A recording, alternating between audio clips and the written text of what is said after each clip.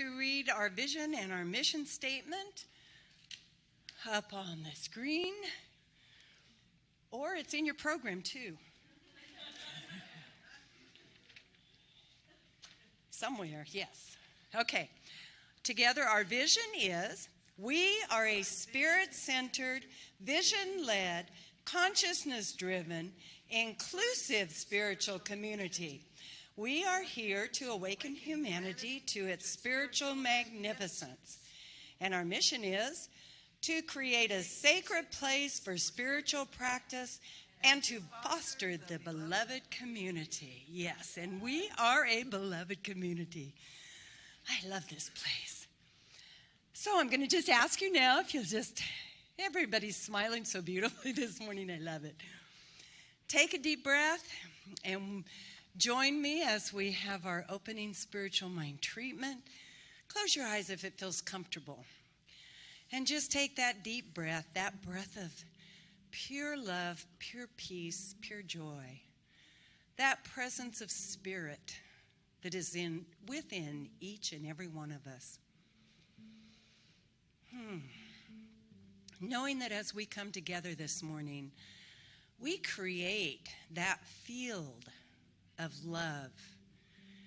We are the ones that bring it here, each and every one of us in our own special way, coming together with the joy, the happiness, the peace that is spirit, that spirit within each one of us. I know because we are here today, we are blessed, we are healed, we are made whole. We are that presence where spirit expresses so fully and completely. And I know that because we came, everything that happens here today is a part of our blessing. I know that Reverend Carol's talk this morning is so filled with wisdom, with love, with intelligence, with that presence of spirit that she is. She speaks to each and every one of us in a little different way, but it is each and everyone's heart that she is speaking to. So very grateful for all of our volunteers this morning.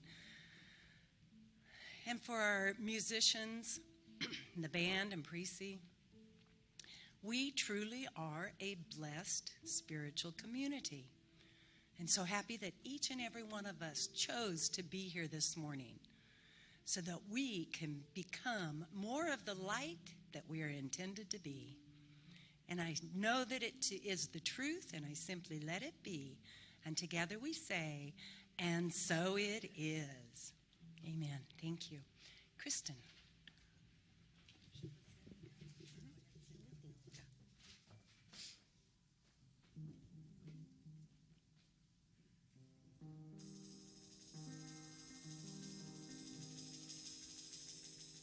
Birds flying high, you know how I feel. Sun in the sky, you know how I feel. Breeze drifting on by, you know how I feel. It's a new dawn, it's a new day, it's a new life for me.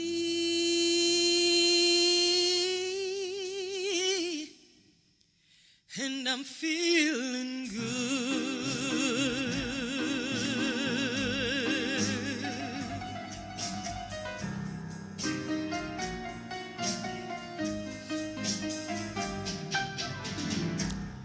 Fish in the sea, you know how I feel. River running free, you know how I feel. Blossom on the tree, you know how I feel.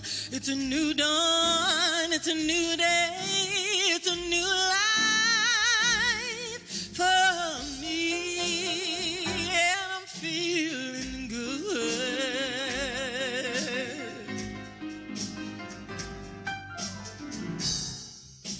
Dragonfly out in the sun, you know what I mean. Butterflies all having fun, you know what I mean. Sleep in peace when day is done, you know what I mean. And this old world is a new world and a bold world for me. Yeah. Stars, when you shine, you know how I feel. Scent of the pine, you know how I feel. Oh, freedom is mine, and you know how I feel. It's a new dawn, it's a new day, it's a new life. It's a new dawn, it's a new day, it's a new life. It's a new dawn, a new day, a new life for me.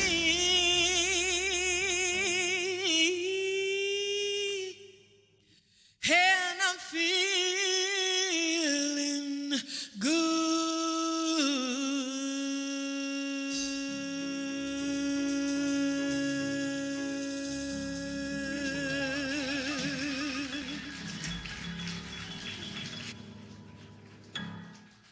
Beautiful. Thank you, Kristen Barnes. Good morning, everyone. Are you feeling good? I'm feeling a little embarrassed because I made a big mistake this week. I was proofreading the e-bulletin and I didn't catch something that was important. So those of you who thought Sharon Whaley's class was supposed to start next week, it actually was supposed to start last Thursday. But nobody came, so that's good. But I felt a little bad about that, and I should have caught that. But then I thought, you know what? People make church bloopers all the time, and I had this old list. I thought, I'm going to share some of this with you so we can start off with a little laugh. I love this one. This comes from church bulletins. Bertha Belch, a missionary from Africa, will be speaking tonight at Calvary Methodist. Come here, Bertha Belch, all the way from Africa. The Reverend Merriweather spoke briefly, much to the delight of the audience. I can really relate to these. The pastor will preach his farewell message, after which the choir will sing, "Break Forth into Joy." Oh, God, this is hilarious. Barbara remains in the hospital and needs blood donors for more transfusions. She is also having trouble sleeping and requests tapes of Pastor Nelson's sermons.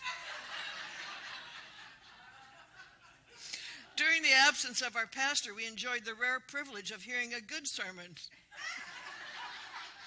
When J.F. Stubbs supplied our pulpit. Don't let worry kill you off. Let the church help.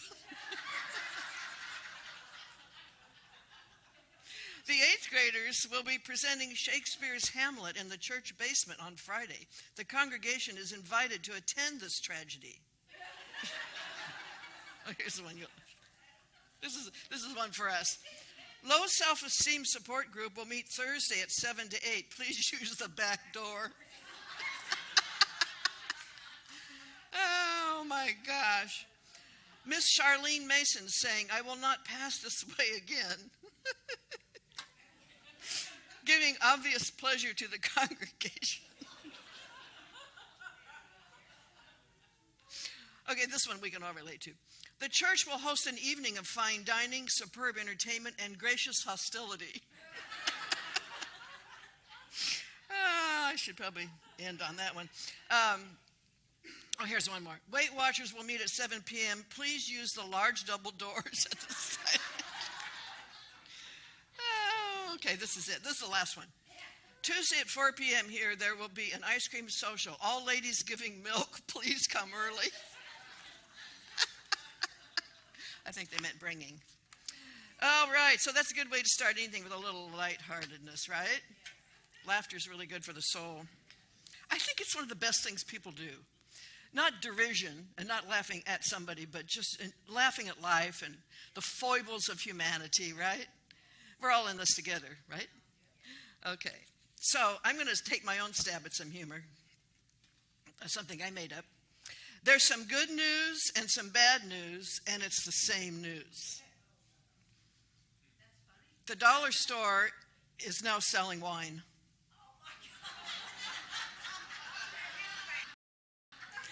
Some of you will think that's really good news, and others will think, oh no, this is not good news. So if you think about it, isn't all news like that? It's up to our interpretation. If we give meaning to things, things in and of themselves have no meaning whatsoever. It's the projection of the human mind that says, well, that's what that means, or that's what this means. And it comes from our whole life experience. It comes from the culture we were brought up in, the family we were brought up in, the religion we were brought up in, the beliefs of our neighborhood, our gender, whatever it is. We bring that whole package to anything and say, well, that's good news or that's bad news. But it's all based on old ideas, accumulated ideas and beliefs and concepts, which we determine to be true unless we start questioning them. That's what our teaching largely is about. It has a deep spiritual aspect, but it also has a very strong inner inventory aspect where we look at our beliefs and say, are they giving me the life I want to live? You know, that's a good question to ask ourselves. If we believe, and we do here, and you know what, science is catching up with us, that the mind creates its own experience, life is a projection, a perception. If we know that to be true, we can actually track the experience of our life back to something we believe. And those things are changeable. That's the beautiful thing. That's what healing is changing the ideas. So we ladle out bits of our belief system according to what we perceive in front of us, but it's all changeable. That's the beauty of the human mind, is how amenable it is to suggestion. It's also the scary part of the human mind. It's highly amenable to suggestion. So, but the promise of this teaching is we are hardwired to have new ideas. We are evolutionary beings. We are creative beings. We are innovative beings. Just look at what humanity's already created, and it's amazing. So we're hardwired to adopt new ideas. Emotionally, we tend to hold on to the old ones because there's a certain level of I'm at home feeling. There's a certain level of comfort, as a psychologist call it, our comfort zone. But even so, we can stand up to that because we're greater than that. So in our teaching, the work is the letting go of the old ideas, but by replacing them with new ideas. Ideas that are spiritually true, which challenge the lesser idea that we picked up from life, from culture, from experience. And people learn, in many cases, to get very honest with what they've been doing, how they've been fooling themselves. And sometimes when people shift, and they do, people change. People say, people never change. Yeah, they do all the time. Did you read the news story recently about the pastor who came out as a gay man after 30 years of leading conversion therapy? He actually believed, or taught himself to believe, that that was the thing to do, that you could actually change someone's sexual orientation. And now, he said, he just decided to be real. It wasn't that he was a hypocrite. That's too easy to say. It's that he wanted to believe something. And he finally figured it out, who he really was. I think it's beautiful that he's publicly came out for himself, really, but will have a wonderful effect on other people.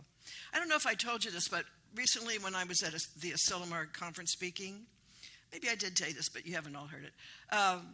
One of the ministers there, Mike McMorrow, he was really, I've never seen him that hilarious, but he was so great that night. But he identified himself as a born-again redneck before he came into the teaching. And he talked about how challenging it has been for him to let go of these old ideas, but how liberating it has been to let go of those old ideas. And he actually apologized from the stage to women. he was in tears when he did it, and most of us were just almost there ourselves because it was so sincere. He said, I want to apologize to all of the women for my unconscious behaviors towards you over the years and my ignorant remarks about you. I had no idea who you were. Woof. That's a huge shift. Both of those examples are huge shifts. People are capable of that. You don't have to get born again. You have to wake up to who you really are, right? So, you know the old song, it's not easy being green? It's not easy being black or brown or white or gay. It's not easy being anything that labels us, right? The only label we should have is me, I am. Spiritual being having a human experience. That's the only label. But it's not easy being human. Have you noticed? That's one of my running themes over the years is, my God, imagine an infinite spiritual being suddenly being trapped in a body that big, right? And then trying to remember who you are for the next year, all the years of your life. Until, you come across something that says, we can help you. We can help each other remember who we are. There's a philosophical teaching backed up by some science that shows you who you really are. It's very exciting. But we have everything we need to thrive. We have everything we need to create a life of peace and plenty. But if we're not experiencing what our heart knows is really possible for us, we need some new ideas. And I'm going to say that's all we need. Because ideas tend to produce themselves in the world. In fact, Joseph Chilton Pearce, who wrote this wonderful book back in the 90s called The Crack in the Cosmic Egg, he was a great proponent of meditation. He was a scientist. Early childhood development was his thing. He was just a beautiful human being. He said, all ideas, now he didn't say some, all ideas have a tendency to realize themselves in the material world in any way they can, unless inhibited by other ideas. Isn't that exciting to think about? No? Let's have a little amen. Well, it's stunning truth. All ideas have a tendency to make themselves known in the material world any way they can. They will prove us right over and over, and we are always right. As somebody said, the pessimists and the optimists are both right all the time because life supports our ideas, supports our beliefs, and that's what we perceive as good news or bad news. So rather than being against individual people, and boy, it's not hard to do that in today's world, we need to be for humanity. We need to believe in humanity. We need to believe in the worst of them that we call the worst of them. We need to believe that everybody's redeemable. We need to believe that everybody can respond to what is known in the field with energy. And this is a part of our teaching. It's a little bit scientific. It's also ancient truth. It comes up in most teachings at the core. That we live in a field of consciousness. And that field is alive. And it is quickened by what is known in it. And so what they used to call prayer, but we call spiritual mind treatment, when you know the spiritual truth for somebody else, they could be in Timbuktu. They will feel it because the truth is embedded in our DNA. Our spiritual DNA knows the truth, whether it's spoken to us or felt by someone. This is why absent prayer works. This is why your child will know when you're thinking about them. This is why we can communicate with each other, because we share a field of intelligence. And all of us are in it together. So let's say, for example, you and I in this group, and this is a running theme in our centers, that we're not just here to build the center, which is a wonderful thing to do. We're also here to help the world transform its consciousness of lack and hatred and all of the stuff that has been causing problems on our planet, including climate change. So we have a stake in the future of humanity by what we think. And so we want to be collectively in agreement that humanity is capable of an absolute instantaneous leap into new ideas. We want to hold that to be true for people. So if there's somebody in your life that you think they'll never change, Try shifting to they're changeable. They're a spiritual being in a human experience. At the core of that personality, which might be real troublesome for you or me, I have people like that in my life. At the core, behind the personality, there is a sweet spot. There is a real being. There is someone who would be responsive to my knowing the highest truth about them. That doesn't mean you have to have them over for Thanksgiving dinner.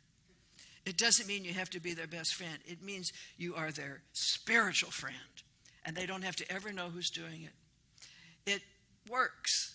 What is known by one is felt by all if it is known with love and conviction. So that's part of our work.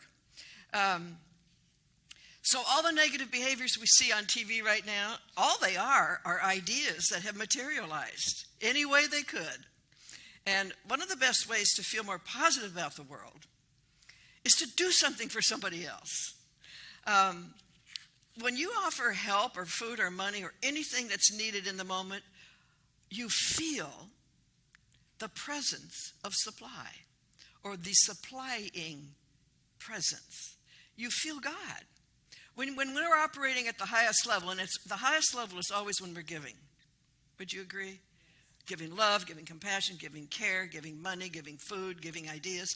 That's when we're really alive with who we really are, because we can never run out of any of that stuff when we know that we generate it from our own ideas. That's when we feel God. There's something on the internet I see often. It says, if you have a bed to sleep in, you're rich. If you have food in the fridge, you're rich. If you have a fridge, you're rich. If you have water to drink, if you have a shower to bathe, all the things that are just simple things add up to prosperity, to being rich. And so when we feel rich, we can give without ever feeling depleted.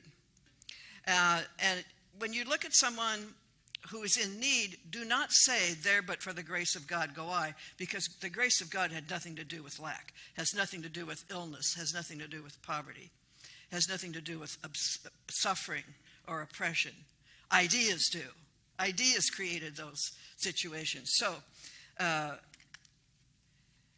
we know that we are all in this together. When we feel connected to someone, when you're creating something for someone else, giving, look right in their eye, and you'll see yourself reflected back. You'll feel the presence of God. So the only way to feel God, which I call the power that makes all things new, is to do something new. And that means change our mind about things. Get some new ideas. Do a little thing this afternoon and say, is there something in my life I really need some new ideas about? Could I use an influx of new ideas about money, about love, about relationships, about other people, about the government, about anything, my health? Probably we all could use some new ideas about those things. So, and that's why we have classes, because we teach. This is what we teach, how to get new ideas integrated into our consciousness that creates. So doing something new could be as simple as listening when someone's down, helping them smile, feeding the hungry, changing our mind about certain people, which we just talked about. It's really up to us to assist in what we are calling in the New Thought movement the Great Awakening. Now, people like Barbara Marx Hubbard, the great futurist who passed recently, people like Jean Houston, one of the greatest thinkers on the planet, people like Deepak Chopra, people like Oprah, they're all part of this movement. This New Thought teaching is a movement, and driving it is the belief that we are right on the edge of a major quantum leap in human understanding about our nature, what is possible, and what we can do together. And that those of us as individuals, the more we push our own mental parameters out, the more we get rid of the can'ts and the won'ts and it never will, and I'm too old or I'm too this, get rid of all that stuff, the more we can participate and drive this thing forward. Because it is happening. Just Google the good that younger people are doing, and you'll just see incredible things going on around the planet. Don't put it on the news, because some people have us feel down. It's to some people's benefit, because then they can sell us stuff. And that's really what commerce actually is creating a need we don't have in order for us to buy it. How many things have I bought online that I had been disappointed by that didn't work? Almost all of them. It's like, I got to have that. That's perfect. That's just what I need. And I get it. It's like, what? Didn't work, right? So we're very susceptible. And that's why we need to take care of our mind. We need to keep our own counsel, as it were. We need to really think for ourselves. That's really important. So right now, there's things like the people of the Bahamas. That part of the island is pretty much gone, wiped out. These people need help. I want to recommend to you one of the most highly respected charities on the planet. It's called the Mercy Corps. I've been giving them for years. They are rated really high. You know, charities have to meet certain standards, and they do, and the money goes right to them. I think it's like 99% of what you give. Very little goes back to their administration. So the Mercy Corps is a great way to help people around the world if you feel inclined, and I think probably most of us do wish we could help more. And when you send a box of clothes somewhere, you don't know where it goes. But if you go through an agency,